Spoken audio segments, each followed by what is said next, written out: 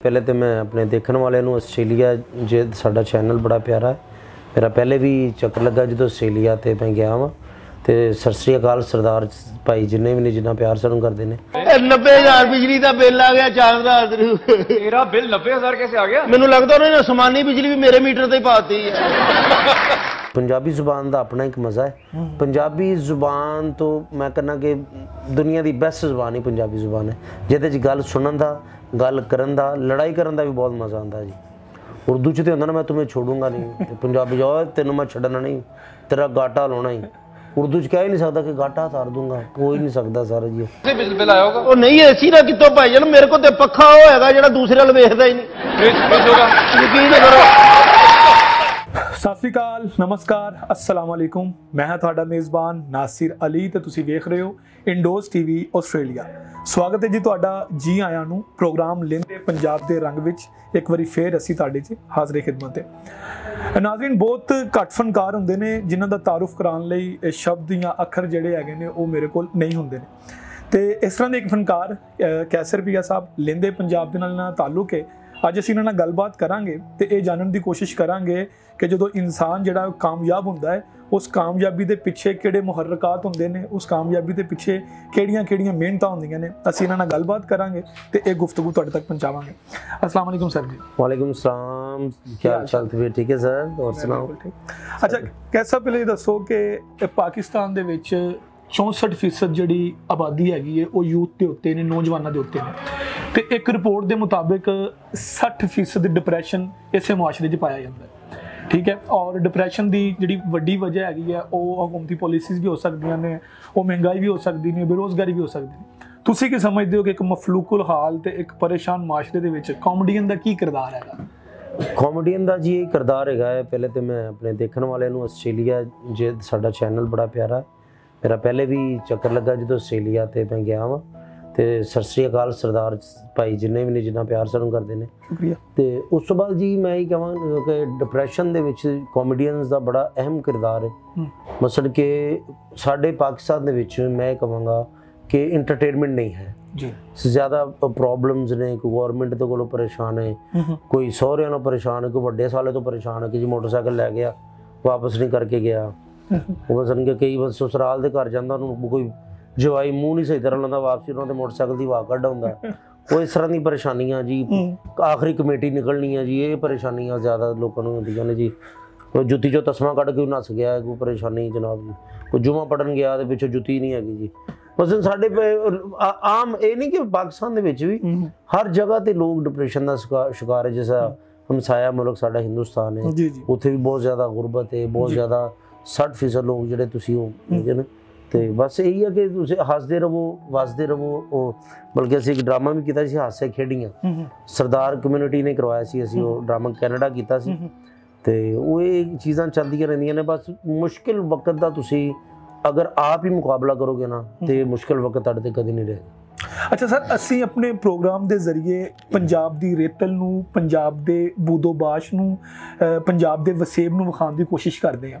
ਅਸੀਂ ਲਹਿੰਦੇ ਪੰਜਾਬ ਦੇ ਰੰਗ ਵਿੱਚ ਅਸੀਂ ਪੰਜਾਬੀ ਜ਼ੁਬਾਨ ਦੇ ਵਧਾ ਲਈ ਮੁਖਤਲਿਫ ਲਿਖਾਰੀਆਂ ਦਾ ਵੀ ਇੰਟਰਵਿਊ ਕੀਤਾ। ਉਹਨਾਂ ਨੂੰ ਅਸੀਂ ਅਕਸਰੀਅਤ ਇਹੀ ਸਵਾਲ ਕੀਤੀ ਕਿ ਕੀ ਵਜ੍ਹਾ ਹੈ ਕਿ 5000 ਸਾਲ ਪੁਰਾਣੀ ਜ਼ੁਬਾਨ ਪੰਜਾਬੀ ਜਿਹੜੀ ਹੈਗੀ ਹੈ ਇਹਨੂੰ ਸਿਰਫ ਗਾਲ ਕੱਢਣ ਲਈ ਤੇ ਜੁਗਤ ਵਾਸਤੇ ਮਖਸੂਸ ਕਰ ਦਿੱਤਾ ਗਿਆ, ਜਿਸ ਕਿ ਵੱਡੇ ਸ਼ਾਪਿੰਗ ਮਾਲ ਦੇ ਵਿੱਚ ਜਾਂ ਕਿਸੇ ਅੱਛੀ ਜਗ੍ਹਾ ਤੇ ਜਾ ਕੇ ਸਾਡੇ ਮੂੰਹ 'ਚੋਂ ਉਰਦੂ ਟਪਕਣਾ ਸ਼ੁਰੂ ਹੋ ਜਾਂਦੀ ਜਾਂ ਅੰਗਰੇਜ਼ੀ ਮਾਰਨਾ ਸ਼ੁਰੂ ਹੋ ਜਾਂਦੇ।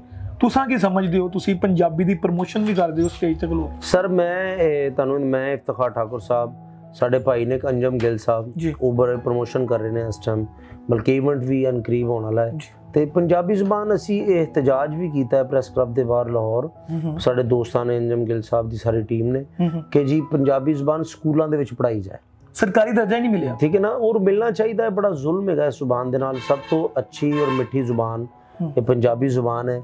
ਮਸਲ ਕਿ ਮੈਂ ਬੜਾ ਖੁਸ਼ ਹਾਂ ਜਿੰਨੇ ਵੀ ਬਾਹਰ ਦੇ ਮੁਲਕਾਂ ਦੇ ਵਿੱਚ ਲੋਕ ਰਹਿੰਦੇ ਨੇ, ਸਰਦਾਰ ਬਰਾਦਰੀ ਜਾਂ ਪਾਕਿਸਤਾਨੀ, ਉਹ ਆਪਣੇ ਬੱਚਿਆਂ ਨੂੰ ਪੰਜਾਬੀ ਜ਼ਰੂਰ ਸਿਖਾਉਂਦੇ ਨੇ ਜੀ, ਠੀਕ ਹੈ। ਔਰ ਗੌਰਮੈਂਟ ਨੂੰ ਚਾਹੀਦਾ ਹੈ, ਸਭ ਹਰ ਮੁਲਕ ਦੀ ਗੌਰਮੈਂਟ ਨੂੰ ਚਾਹੀਦਾ ਕਿ ਪੰਜਾਬੀ ਜ਼ੁਬਾਨ ਨੂੰ ਵੀ ਉਨੀ ਅਹਿਮੀਅਤ ਦਿੱਤੀ ਜਾਏ ਜਿੰਨੀ ਅਸੀਂ ਉਰਦੂ ਨੂੰ ਦੇਨੇ, ਇੰਗਲਿਸ਼ ਨੂੰ ਦੇਨੇ, ਹਿੰਦੀ ਨੂੰ ਦੇਨੇ। ਤੇ ਪੰਜਾਬੀ ਜ਼ੁਬਾਨ ਦਾ ਆਪਣਾ ਇੱਕ ਮਜ਼ਾ ਹੈ। ਪੰਜਾਬੀ ਜ਼ੁਬਾਨ ਤੋਂ ਮੈਂ ਕਹਿੰਦਾ ਕਿ ਦੁਨੀਆ ਦੀ ਬੈਸਟ ਜ਼ੁਬਾਨ ਹੀ ਪੰਜਾਬੀ ਜ਼ੁਬਾਨ ਹੈ, ਜਿਹਦੇ 'ਚ ਗੱਲ ਸੁਣਨ ਦਾ, ਗੱਲ ਕਰਨ ਦਾ, ਲੜਾਈ ਕਰਨ ਦਾ ਵੀ ਬਹੁਤ ਮਜ਼ਾ ਆਉਂਦਾ ਜੀ। उर्दू च तो होंदा ना मैं तुम्हें छोड़ूंगा नहीं, पंजाबी जाओ तेन मैं छड्डना नहीं, तेरा गाटा लाना ही। उर्दू च कह ही नहीं सकता कि गाटा उतार दूंगा, कोई नहीं सकता सर जी। तो पंजाबी जुबान को अहमियत देनी चाहिए। और मैं जिन्हें भी मेरे पंजाबी भरा ने, मैं जिस तरह अजकल साढ़े किसानों ने वक्त पाया है जी, इस तरह ही पंजाबी जुबान नू मसलन के तरजीह देने वास्ते, अवलीयत देने वास्ते वक्त पा दी। असी सारे मिल के पंजाबी लहंदे पंजाब दे, चढ़ते पंजाब दे जिन्ने पंजाबी है सब मिल के ये आवाज़ नू भी असी अगर ਉੱਚਾ ਕਰੀਏ ਨਾ ਤੇ ਸਾਡੀ ਪੰਜਾਬੀ ਜ਼ੁਬਾਨ ਬਹੁਤ ਉੱਪਰ ਜਾ ਸਕਦੀ। ਅੱਛਾ ਸਰ, ਤੁਸੀਂ ਓਪੀਨੀਅਨ ਲੀਡਰ ਹੋ, ਤੁਸੀਂ ਪੰਜਾਬੀ ਦੇ ਵਧਾ ਲਈ ਕੰਮ ਕਰ ਰਹੇ ਹੋ।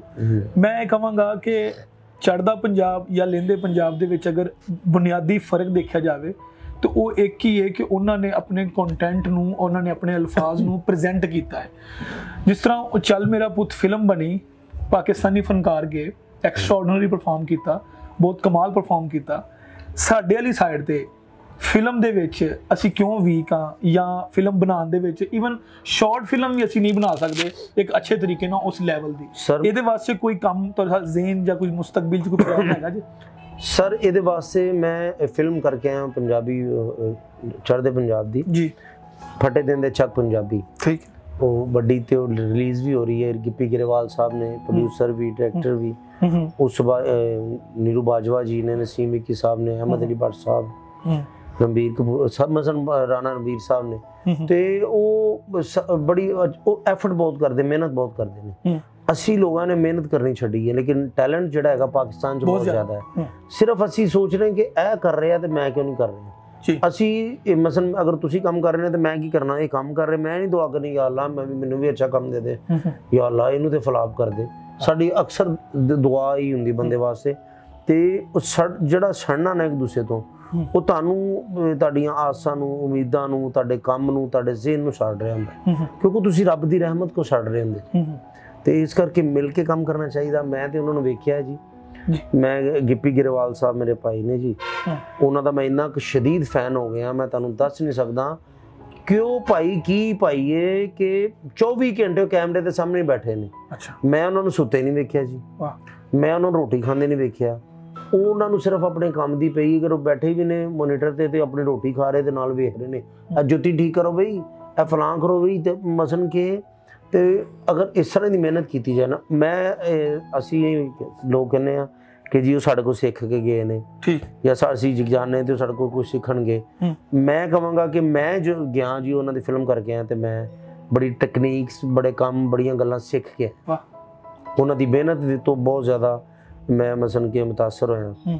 ਮਸਲਨ ਕਿ ਬੜਾ ਮਜ਼ਾ ਆਇਆ ਮੈਨੂੰ ਉਹਨਾਂ ਦੀ ਮਿਹਨਤ, ਗਿੱਪੀ ਭਾਜੀ ਦੀ ਮਿਹਨਤ, ਹੋਰ ਵੀ ਸਾਰਾ ਉਹਨਾਂ ਦਾ ਕਰੂ ਜਿੰਨੇ ਫਨਕਾਰ। ਮਸਲਨ ਸਵੇਰੇ 7 ਵਜੇ ਮਸਲਨ ਕਿ ਸਾਡਾ ਇੱਥੇ ਕੁੱਕੜ ਨਹੀਂ ਬੋਲਦਾ ਤੇ ਉਹ ਐਕਸ਼ਨ ਬੋਲ ਦਿੰਦੇ ਨੇ। ਠੀਕ ਹੈ ਜੀ, ਤੇ ਡੈਡੀਕੇਟ ਨੇ ਉਹ। ਇਹਦੇ ਵਾਸਤੇ ਸਾਨੂੰ ਮਿਹਨਤ ਬਹੁਤ ਕਰਨੀ ਜ਼ਰੂਰੀ ਹੈ। ਸਿਰਫ ਅਸੀਂ ਸਟੂਡੀਓ 'ਚ ਬਹਿ ਕੇ ਗੱਲਾਂ ਕਰਾਂਗੇ, ਕੰਮ ਨਹੀਂ ਨਾ ਕਰਾਂਗੇ ਤੇ ਸਾਡੀ ਇੰਡਸਟਰੀ ਦਾ ਫਿਰ ਬੇੜਾ ਗਰਕ ਹੋਏਗਾ। ਅੱਛਾ ਸਰ, ਜਦੋਂ ਕੋਈ ਬੰਦਾ ਇੱਕ ਮੁਕਾਮ ਤੇ ਪਹੁੰਚ ਜਾਂਦਾ ਹੈ, ਉਹਦੇ ਸਿਰ ਤੇ ਸਜਿਆ ਤਾਜ ਤੇ ਹਰ ਕੋਈ ਵੇਖਦਾ ਹੈ, ਉਹਦੇ ਪੈਰਾਂ 'ਚ ਪਏ ਹੋਏ ਛਾਲੇ ਕੋਈ ਨਹੀਂ ਵੇਖਦਾ। ਕਾਮਯਾਬ ਇਨਸਾਨ ਦੀ ਕੀ ਰੈਸਿਪੀ ਹੈ? ਤੁਸੀਂ ਬੜੀ ਸਟਰਗਲ ਕੀਤੀ ਹੈ, ਸਟਰਗਲ ਕਰਕੇ ਫਿਰ ਤੁਸੀਂ ਟੀਵੀ 'ਚ ਵੀ ਕੰਮ ਕਰ ਰਹੇ ਹੋ, ਪ੍ਰੋਗਰਾਮ ਵੀ ਕਰ ਰਹੇ ਹੋ, ਇੱਕ ਨਿੱਜੀ ਚੈਨਲ ਦੇ ਵਿੱਚ, ਇੱਕ ਨੈਸ਼ਨਲ ਚੈਨਲ ਦੇ ਵਿੱਚ। ਕੀ ਮੁਹਰਕਾਤ ਨੇ ਕਾਮਯਾਬੀ ਦੇ, ਕੀ ਫਾਰਮੂਲਾ ਹੈ? ਉਸ ਵੇਲੇ ਤੇ ਛਾਲਿਆਂ ਦੀ ਗੱਲ ਜੀ ਕਿ ਪੈਰਾਂ ਦੇ ਛਾਲੇ ਇਸ ਕਰਕੇ ਨਹੀਂ ਵੇਖੇ ਜਾਂਦੇ, ਉਹ ਮਹਿੰਗੀ ਜੁੱਤੀ ਪਾ ਕੇ ਪੈਰ ਵਿਖਾਉਂਦਾ ਨਹੀਂ ਬੰਦਿਆਂ ਨੂੰ। ਠੀਕ ਹੈ ਨਾ ਜੀ, ਛਾਲੇ ਫਿਰ ਵੀ ਨਿਸ਼ਾਨ ਥੋੜੇ ਬਹੁਤੇ ਹੁੰਦੇ ਨੇ, ਲੇਕਿਨ ਇਹਦੇ 'ਚ ਮੈਂ ਹੀ ਕਹਾਂ ਕਾਮਯਾਬੀ ਜਦੋਂ ਤੁਹਾਡੀ ਨੀਅਤ ਅੱਛੀ ਹੋਏ ਜੀ, ਫਿਰ ਤੁਹਾਡੀ ਮਿਹਨਤ ਬਹੁਤ ਜ਼ਿਆਦਾ ਹੋਏ, ਯਕੀਨ ਰੱਬ ਦੀ ਜ਼ਾਤ ਤੇ ਹੋਏ, ਉੱਪਰ ਵਾਲੇ ਤੇ ਯਕੀਨ ਹੋਵੇ, ਤੇ ਕਦੀ ਜ਼ਿੰਦਗੀ ਦੇ ਵਿੱਚ ਤੁਸੀਂ ਨਾਕਾਮ ਹੋ ਨਹੀਂ ਸਕਦੇ। ਵੱਡਾ ਬੰਦਾ ਬਣਨ ਵਾਸਤੇ ਜ਼ਿਆਦਾ ਕੰਮ ਕਰਨਾ ਨਹੀਂ ਪੈਂਦਾ, ਜ਼ਿਆਦਾ ਛੱਡਣਾ ਪੈਂਦਾ ਹੈ। ਠੀਕ ਹੈ ਜੀ, ਅਸੀਂ ਕੋਸ਼ਿਸ਼ ਕਰਨੇ ਅਸੀਂ ਇਹ ਵੀ ਕਰ ਲਈਏ, ਇਹ ਵੀ ਕਰ ਲਈਏ, ਉਹ ਵੀ ਕਰ ਲਈਏ, ਇਹ ਕਰ ਲਈਏ। ਤੇ ਉਹ ਨਸੀਮ ਵਿਕੀ ਸਾਹਿਬ ਗੱਲ ਸੁਣਾਉਂਦੇ ਸੀ ਕਿ ਕਹਿੰਦੇ ਮੈਂ ਇੰਡੀਆ ਜਦੋਂ ਗਏ ਨੇ ਕਪਲ ਵਾਲਾ ਸ਼ੋਅ ਕਰਨ, ਤੇ ਉਹਨਾਂ ਦੇ ਮੈਨੇਜਰ ਸੀ ਨਸੀਮ ਵਿਕੀ ਸਾਹਿਬ ਦਾ, ਤੇ ਉਹ ਕਹਿੰਦੇ ਸੀ ਕਿ ਵਿਕੀ ਭਾਈ ਆਪ मैं कौन से फनकार, आप फनकार नहीं, आप मजदूर हैं जो 7 दिन ही काम करते हैं वीक में। फनकार तो था 3 दिन काम करे, 4 दिन रेस्ट करे, ये फनकार होता है, ये वो बला बला। तो हम सिर्फ पाकिस्तान में मजदूरी कर रहे हैं, मेहनत। तो मैं ये मसलन कि प्लानिंग तो रब की ज़ात की है, प्लानिंग तो ऊपर वाले की है, लेकिन हमारी अपनी भी सोच होनी चाहिए, अपना भी जहन होना चाहिए कि क्या करना चाहिए, क्या नहीं करना चाहिए, ये हमारे लिए क्या अच्छा बुरा साबित होगा, बुरा साबित होगा।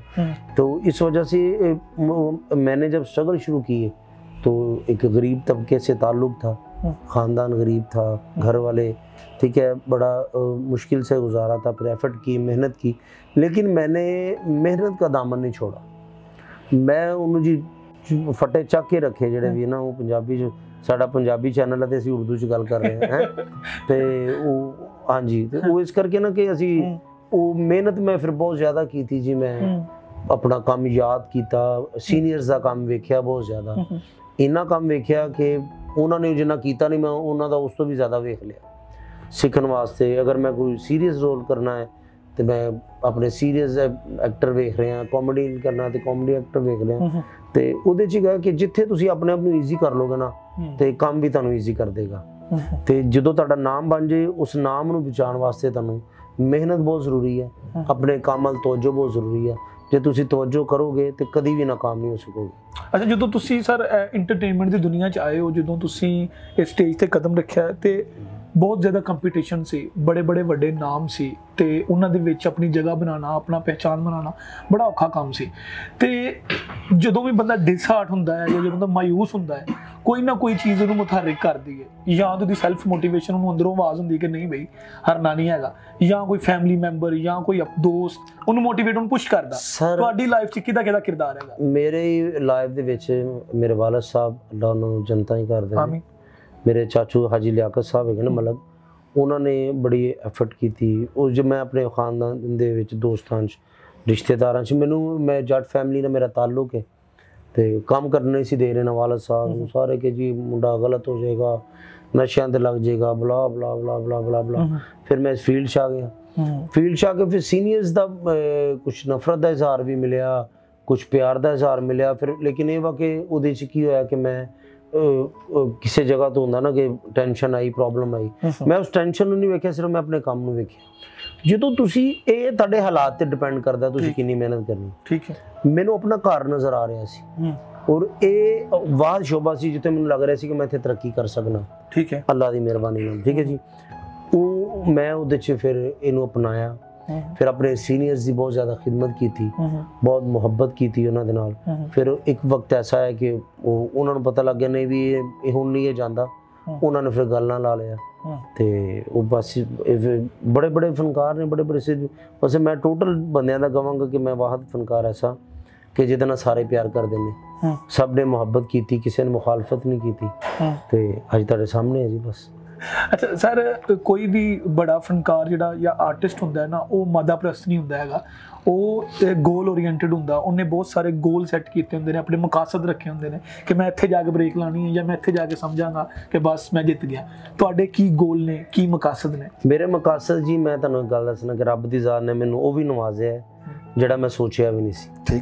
ਠੀਕ ਹੈ ਜੀ, ਮੇਰਾ ਮਕਾਸਦ ਇਹ ਹੈਗਾ ਹੈ ਕਿ ਮੈਂ ਬਹੁਤ ਜ਼ਿਆਦਾ ਕੰਮ ਕਰਾਂ ਪਾਕਿਸਤਾਨ ਵਾਸਤੇ, पूरी दुनिया वास्ते। मैं ऐसा काम करा कि ये नहीं कि कल्ले पाकिस्तानी, आस्ट्रेलिया के लोग भी, हिंदुस्तान के लोग भी, पूरी दुनिया के लोग अगर जो पंजाबी नूं समझते हैं या मेरे काम नूं समझते हैं वो वेख के ते मेरे नाल प्यार करन। ते मेरा मकसद है ते उहदे च मैं तकरीबन 75% कामयाब भी हो चुके हैं। ठीक है, और इंशाल्लाह अगर मेरे रब ने मेरी ज़िंदगी की थी तो इसी तरह मैं मेहनत करता रहांगा। और बाकी जिन्ना तुहाडा रिस्क है, जिन्नी तुहाडी इज्जत है, वो तुहाडी लिखी गई है, वो तुहानूं मिलनी ही मिलनी है। और अच्छे तरीके नाल ले लो, बुरे तरीके नाल ले लो, वो तुहानूं मिलनी ही मिलनी। ते मेरा मकसद यही है कि अपने मुल्क दा नाम रोशन करना जी, ज़्यादा तो ज़्यादा। और जिथे भी जावांगे इंशाल्लाह ते अपने मुल्क दा झंडा कढ के आवांगे। अच्छा, कामयाब इंसान कोई भी है, वो किसी भी बंदे वास्ते एक आइकन हुंदा है, वो किसी भी बंदे वास्ते जनाब ਉਹਨੂੰ ਫਾਲੋ ਕਰਦੇ ਨੇ। ਤੁਸੀਂ ਕੀ ਪੈਗਾਮ ਦੇਵੋਗੇ ਇਸ ਪਲੇਟਫਾਰਮ ਦੇ ਜ਼ਰੀਏ? ਕੀ ਮੈਸੇਜ ਹੋਏਗਾ ਤੁਹਾਡਾ ਯੂਥ ਲਈ, ਉਹਨਾਂ ਲੋਕਾਂ ਲਈ, ਉਹਨਾਂ ਬੱਚਿਆਂ ਲਈ ਜਿਹੜੇ ਬਹੁਤ ਜਲਦੀ ਹਿੰਮਤ ਹਾਰ ਜਾਂਦੇ ਨੇ? ਮੈਂ ਬਸ ਇਹ ਕਹਿਣਾ ਚਾਹਾਂਗਾ ਲਾਸਟ ਤੇ ਕਿ ਮੇਰਾ ਮੈਸੇਜ ਇਹ ਕਿ ਮੇਰੇ ਨਾਲ ਬੜਾ ਕੁਛ ਹੋਇਆ, ਬਹੁਤ ਗਰੀਬ ਫੈਮਿਲੀ ਤੋਂ ਮੈਂ ਤਾਲੁਕ ਰੱਖਣਾ ਸੀ, ਮੈਂ ਅੱਗੇ ਵੀ ਦੱਸ ਚੁੱਕਿਆ ਤੁਹਾਨੂੰ, ਲੇਕਿਨ ਮਿਹਨਤ ਨਹੀਂ ਛੱਡਣੀ। ਜਿਹੜਾ ਤੁਸੀਂ ਚੀਜ਼ ਇੱਕ ਸੋਚੀ ਹੈ ਨਾ, ਇੱਕ ਆਪਾਂ ਕਾਰੋਬਾਰ ਜਿਹੜਾ ਲੈ ਕੇ ਤੁਸੀਂ ਚੱਲੇ ਜੇ, ਉਹਨੂੰ ਕਾਮਯਾਬ ਕਰਨ ਦੀ ਕੋਸ਼ਿਸ਼ ਕਰਨੀ। ਉਹਦੇ 'ਚ ਬੜੇ ਜੰਪ ਆਉਣਗੇ, ਰਾਸਤੇ ਆਉਣਗੇ, ਦੁਸ਼ਮਣ ਆਉਣਗੇ, ਰੋਕਣ ਵਾਲੇ ਆਉਣਗੇ, ਰਿਸ਼ਤੇਦਾਰ ਆਉਣਗੇ, ਬੜਾ ਕੁਛ ਹੋਏਗਾ, ਲੇਕਿਨ ਤੁਸੀਂ ਕੀ ਕਰਨਾ, ਇੱਧਰੋਂ ਸੁਣ ਕੇ ਇੱਧਰੋਂ ਕੱਢੋਗੇ ਨਾ ਜਦੋਂ, ਤੇ ਹਰ ਚੀਜ਼ ਤੁਹਾਨੂੰ ਕਾਮਯਾਬੀ ਲੈ ਕੇ ਜਾਏਗੀ। ਤੇ ਸਭ ਤੋਂ ਜ਼ਿਆਦਾ ਮੈਟਰ ਜਿਹੜੀ ਕਰਦੀ ਪਹਿਲੇ ਜ਼ਿੰਦਗੀ ਦੇ ਵਿੱਚ ਆਪਣੀ ਇੱਜ਼ਤ ਦਾ ਸੌਦਾ ਕਦੀ ਵੀ ਨਾ ਕਰਨਾ। ਜਿੱਥੇ ਤੁਹਾਡੀ ਇੱਜ਼ਤ ਘੱਟ ਹੁੰਦੀ ਹੈ ਨਾ, ਪੈਸਾ ਨਾ ਵਿਕਣਾ, ਆਪਣੀ ਇੱਜ਼ਤ ਨੂੰ ਵੇਖਣਾ, ਕਿਉਂਕਿ ਰੱਬ ਨੇ ਇੱਜ਼ਤ ਦਿੱਤੀ ਹੈ, ਤੁਸੀਂ ਆਪਣੀ ਇੱਜ਼ਤ ਦਾ ਖਿਆਲ ਰੱਖੋਗੇ ਤੇ ਰੱਬ ਤੁਹਾਡੀ ਇੱਜ਼ਤ ਦਾ ਖਿਆਲ ਰੱਖੇਗਾ। ਤੇ ਇਸ ਕਰਕੇ ਮੇਰਾ ਇਹ ਮੈਸੇਜ ਹੈਗਾ ਕਿ ਸੜਨਾ ਨਹੀਂ, ਮੁਨਾਫਕਤ ਨਹੀਂ ਕਰਨੀ, ਬਿਲਕੁਲ ਆਪਣੇ ਕੰਮ ਵੱਲ ਫੋਕਸ ਕਰਨਾ ਹੈ ਤੇ ਆਪਣੇ ਕੰਮ ਨਾਲ ਮੁਹੱਬਤ ਕਰਨੀ, ਆਪਣੇ ਆਪ ਨਾਲ ਮੁਹੱਬਤ ਕਰਨੀ, ਆਪਣੇ ਵੇਖਣ ਵਾਲੇ ਨਾਲ ਮੁਹੱਬਤ ਕਰਨੀ ਤੇ ਆਪਣੇ ਮੁਲਕ ਨਾਲ ਮੁਹੱਬਤ ਕਰਨੀ। ਬਹੁਤ ਸ਼ੁਕਰੀਆ ਸਰ, ਤੁਸੀਂ ਆਪਣਾ ਕੀਮਤੀ ਵਕਤ ਦਿੱਤਾ ਤੇ ਤੁਹਾਡੇ ਵਿਚਾਰ, ਤੁਹਾਡੀ ਸੋਚ, ਤੁਹਾਡੀ ਫਿਕਰ ਜਿਹੜੀ ਹੈਗੀ ਹੈ ਪੰਜਾਬੀ ਜ਼ੁਬਾਨ ਨੂੰ ਲੈ ਕੇ ਉਹ ਬਹੁਤ ਜ਼ਿਆਦਾ ਵਧਾ ਕਰੇਗੀ ਪੰਜਾਬੀ ਦਾ। ਬਹੁਤ ਜ਼ਿਆਦਾ ਸ਼ੁਕਰੀਆ। ਨਹੀਂ ਜੀ, ਅਸੀਂ ਪੂਰੀ ਇਨਸ਼ਾਅੱਲਾ ਕੋਸ਼ਿਸ਼ ਕਰ ਰਹੇ ਹਾਂ ਔਰ ਤੁਹਾਨੂੰ ਮਜ਼ਾ ਆਏਗਾ ਜੀ। ਪੰਜਾਬੀ ਜ਼ੁਬਾਨ ਸਕੂਲਾਂ 'ਚ ਜ਼ਰੂਰ ਪੜ੍ਹਾਈ ਜਾਏਗੀ ਇਨਸ਼ਾਅੱਲਾ। ਪੰਜਾਬੀ ਜ਼ਿੰਦਾਬਾਦ। ਬਹੁਤ ਸ਼ੁਕਰੀਆ। Thank you sir.